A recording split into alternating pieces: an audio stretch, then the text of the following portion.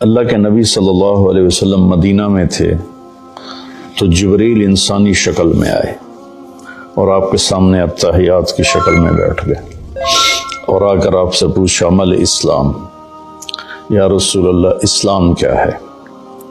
عمر رضی اللہ تعالیٰ عنہ فرماتے ہیں کہ ایک نوجوان آیا سفید کپڑے، اس سے اندازہ ہوا کہ مسافر نہیں ہے، کیونکہ اس زمانے کا سفر تو کپڑے سارے ہی خراب کر دیتا تھا، اور اگر وہ مسافر نہیں تو لا یعرفہ منا احد، ہم میں سے کوئی اس کو پہچانتا بھی نہیں۔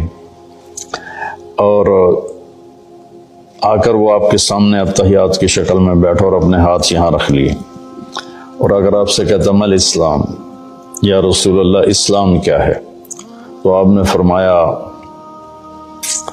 شہادت لا الہ الا اللہ محمد رسول اللہ و اقام الصلاۃ و ایتاء الزکاۃ و صوم رمضان و حج البیت من استطاع الیہ سبیلا۔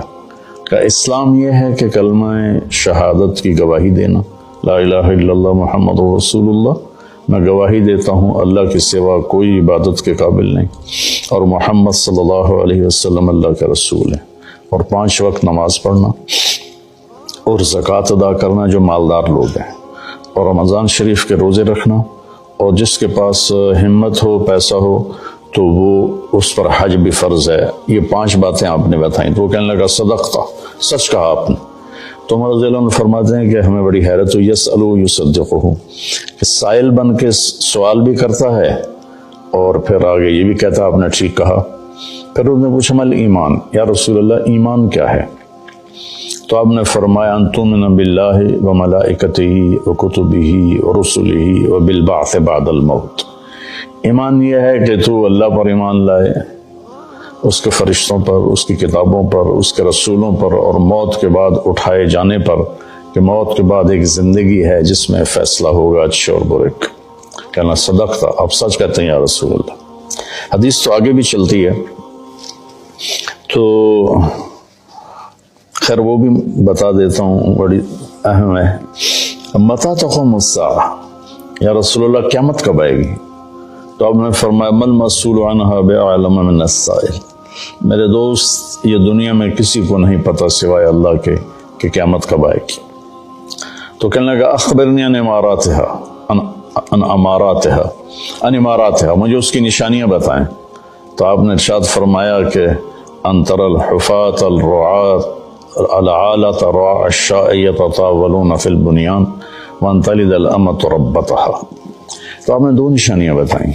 فرمایا جب تو دیکھے عرب کے بدو ننگے پیر چلنے والے اور بکریاں چلانے والے بڑی بڑی بلڈنگوں کے مالک بن جائیں اور ایک دوسرے کے ساتھ مقابلہ کریں، میری بلڈنگ کی منزلیں زیادہ ہیں، اس کی کم ہیں، اس کی کم ہیں، میری زیادہ ہیں۔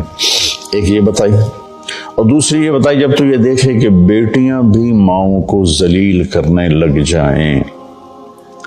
یہ خاص طور پر بیٹی کا ذکر کیا کہ بیٹے عام طور پر زیادہ سرکش ہوتے ہیں اور بیٹیاں اکثر دھیمے مزاج پر ہوتی ہیں، ماؤں کا ساتھ دیتی ہیں۔ تو آپ نے فرمایا خاص طور پر جب بیٹیاں بھی ماؤں کو ذلیل کریں۔ جب بھی میں حدیث بیان کرتا ہوں تو مجھے ایک واقعہ یاد آ جاتا ہے۔ ایک بیٹی اپنی ماں سے کہہ رہی تھی بھونک نہیں، بھونکو مت، بھونک نہیں، وہ ہماری زبان میں تھی، بھونک نہیں، اور اس کی ماں کچھ بھی نہیں کہہ رہی تھی، صرف اس کے خاموش آنسو ایسے بالکل لڑیوں کی طرح بہ رہے تھے ایسے ایسے ایسے ایسے ایسے۔ تو آپ نے فرمایا جب ماؤں کی بیٹیاں بھی عزت نہیں کریں گی اور ان کو ذلیل کریں گی تو بس پھر سمجھو کہ قیامت قریب ہے۔ اس کے بعد وہ اٹھے اور چلے گئے۔ پھر آپ نے حضرت عمر سے فرمایا بعد میں کہ جانتے ہو یہ کون تھا؟ کہ جی نہیں۔ کہ یہ جبریل تھے جو تمہیں دین سکھانے کے لیے آئے تھے، سوال کی شکل میں۔